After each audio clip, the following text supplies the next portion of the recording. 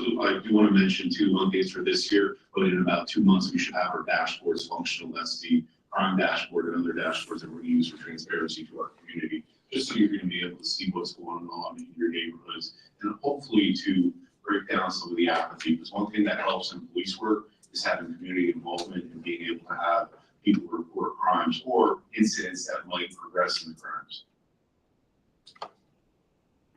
Any other questions? Yes, Ms. Martin? Can you speak briefly about the school district? You mentioned that we want overtime. Certainly. So the school district, typically we would provide overtime special operations patrols for dismissal time at Allen or Durham High School. With the summer school, we received a request to have officers also present during the summertime letouts at Building 21 at Durham High School at Allen High School. No problem. Yeah, thank you. Chief, how many officers have we budgeted for the current budget? I believe 232 officers budgeted for. 232. And what number are we at? We were at 219. And that's without the 9 that are. That's including the 9. That's including the 9. And That's those correct. 9 have been approved. Yes, And yes, have sir. been hired. So they'll be going to the academy in the next couple of weeks. That's correct. Okay, thank you. No problem. Anyone else? Second question, because Dr. Moda had brought up schools that mean bigger parks. I was at Cedar the other day, I saw there was an officer there. But then I remember that there was a shooting at Cedar, like maybe a year, I don't know, police were there. So is there something more we can do rather than just having an officer there? Because that didn't work, there was still a shooting. I think it's a combination, but if a person, I want to make something clear. When a person chooses to commit a crime, they're going to commit a crime. My hope for people is that they think again. If they come to Allentown to commit crimes, they're going to be held accountable. So I thank you for that, because one of the things that we can do is we can talk about infrastructure at the parks. We put access control. We do things to create a welcoming environment for our city residents, and perhaps look at fees for people that may be from out of state, or designate a capacity for the parks, or certain geographic or geological things that we can put, like rocks in areas, so that we don't have people parking in the grass, because it's a concern. And if we have hot temperatures and people are have disagreements, we don't want to see it, go spinning into some sort of shooting or something of that nature. But it's important and key that it's a collaborative approach, because police is, I always said, police officers are one piece of the puzzle. If we have other things to support that with access control and other things, it's going to help in reducing some of the burden of trash that parks has to pick up. Because if you haven't seen it, it's a tremendous amount. Anyone else? Since it's a successful discussion, I don't think we can have a public comment. Thank you, sir. Chief Hudson.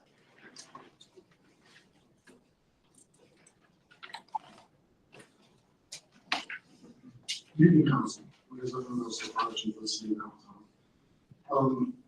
So in public safety, we know that most of our work is reactive, so we continue to do what we need to do with what we're afforded as far as manpower and equipment, as we continue to move forward. So priorities for 25 are going to be focused on maintaining the best level of service that we can provide with what we have. Continue to focus on the fire stations and repairs, upgrades needed in order to afford firefighters and paramedics a safe and comfortable environment to operate on. Right now, the feasibility study is still going on, still moving forward. So we anticipate hopefully within the next couple of months that we'll have an idea of what that's going to look like as far as the central fire station. So I'm assuming we're forward for that. And that's one of the priorities coming up for 2025. And again, we want to continue to adhere to our 5-year replacement plan so that we do not end up with what we did in the past. Council afforded us the opportunity to get the 2 I just released, and I appreciate that. It helped immensely during the fire academy training. All of our recruits are now on the streets, so that's a great thing. We were being asked yet to run a second academy, but we found out because of the overtime, as Mr. Patel brought up with the 49% for premium pay was something, because we had such a large class and we ended up having to use more personnel to be able to teach the courses. So with that, I mean, those are my priorities, just to continue to move forward, and we're moving in the right direction from where we were several years ago. And that's always gonna be my priority, is just to continue to grow and to make this department better than what it was before I arrived in this position. So I'll entertain any questions that you may have. Anyone from council, or I should name one from committee first? Mr. Henry? Chief, how many officers do you budgeted for? The firefighters, we have 146 total for the entire department, with -3 that are actually not uniform staff. So we have 143 right now, uniform staff. On the street, it's less, 8 individuals that are usually either administrative, fire prevention, fire marshals, myself, the deputy chief, and the assistant chief of training. So are you at full staffing then? At this point, no, because we had several retirements, so we're down probably about 4 or 5 individuals right now. I don't know exactly what that number is, because we have some anticipation of individuals that are going to be retiring here soon that are not working at this time. So like, the numbers exactly I couldn't give you. Okay, but you're pretty close. Yeah. Okay, thanks. Anyone else? Anyone else from council? Can I have the list sheet then? Yeah. I'm gonna also come up and also give you what it is, budget numbers. Thank you.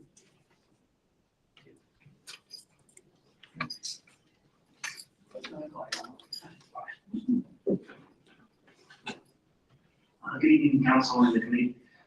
Matt Barnes, I'm the chief of EMS for Allentown. Our 2025 budget priority list is committed to our fleet and our equipment.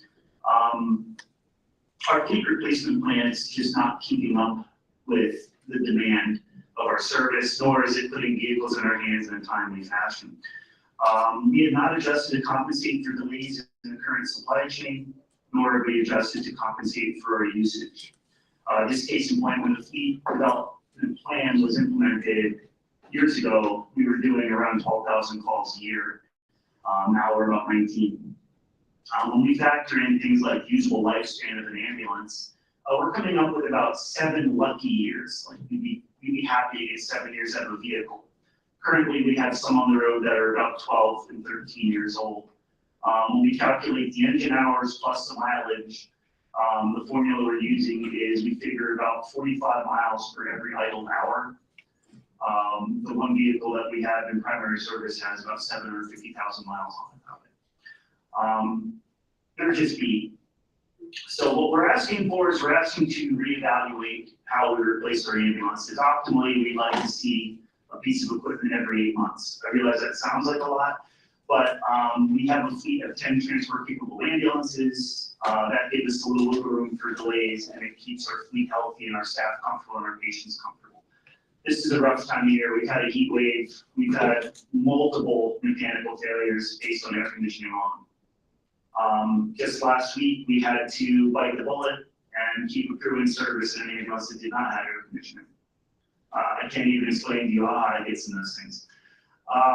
While not ideal, that versus having nothing in transport patients is a decision that has to get made, and what we're looking for is some relief in making those decisions.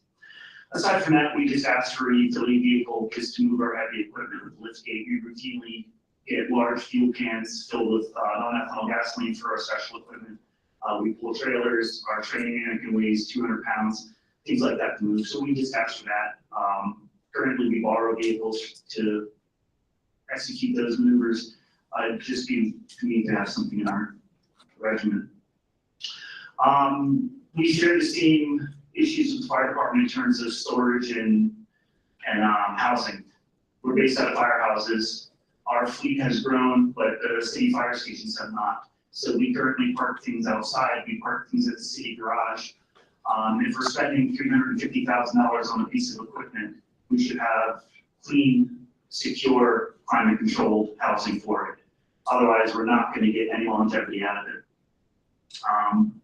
Any type of storage facility, any type of expansion would be welcome just as a place to put an ambulance. I'm very excited for the process of the new Central, by the way, for that reason, because it gives us the opportunity to park more ambulances at Central. And what that does is it reduces the strain on the fleet by half. So instead of, like you figure, if you have 2 ambulances for 2 crews, that means those ambulances are in service 24/7. If we park 4 ambulances for the 2 crews, that means day shift to night shift swap. So we're cutting the usage in half by just putting a day shift to one vehicle, night shift to another. So that's a big deal for us. We're looking to replace outdated technology. This has been a big year for us to go in paperless. Everyone's talking about sustainability. We are big culprits at using a lot of paper. We've implemented QR code-based online sheets for our checklists. We have online-based narcotics inventory and storage to meet DEA compliance, and we're going to take that online a little further and just try to go completely paperless next year by adding some tablets to our ambulances to all the patients to sign on. Training is a big priority. Staffing is a big priority.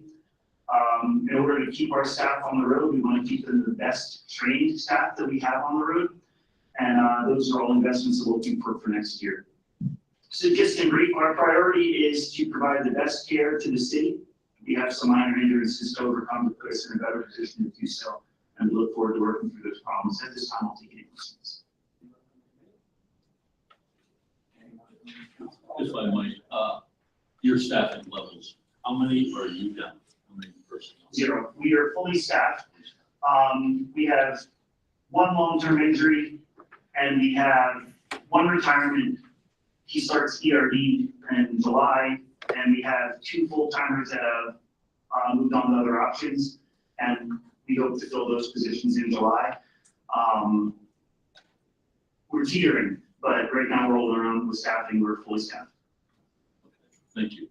I will say though, the increase that we were afforded last year has made us much more marketable for per diem staff. And good and bad, I'll probably go over budget with my per diem staff for that reason, because we have a lot more interest in taking shifts this year. Thanks again. Thank you. Back to the vehicles, Kevin. Sure. In my estimation, the fire department, paramedics, and the police department, their vehicles, as far as I'm concerned, are really, really important. And how many ambulances do we have that are working now at any time? At any given time, do we have ambulances available? Right now, we own 10. We have 10. 9 that are on the road. 1 is out getting remounted. Of the 9 that are on the road, 5 are presently running. 9 that are on the road, 5 are running. Yes, so 4 of them are broken. One of the conflicts we encounter is parts. Like I said, the ones in 2012. It's breaking almost every time we use it. It's been to the dealer at this point. They just don't know what's wrong with it. There's a discussion about just maybe putting an engine in and seeing that fix it. It seems ridiculous, but our garage is doing a good job. Unfortunately, this is what they were trying to fix. It's really old equipment, it's really beat equipment, and it's hard to keep them on the road. We have twice this month not had enough ambulances for the shifts on duty, so we've had to brown out trucks because we didn't have the available equipment. Good news, we have 1 arriving this summer, we have 1 arriving this winter, we should have 1 arriving next spring, but now is the time to act to keep that continuum. There was a 2-year lapse in the time where an ambulance came and we got something to replace it, and we just can't bounce back from those delays. So at this moment, there's a catastrophe here in Allentown. We only have 5 ambulances.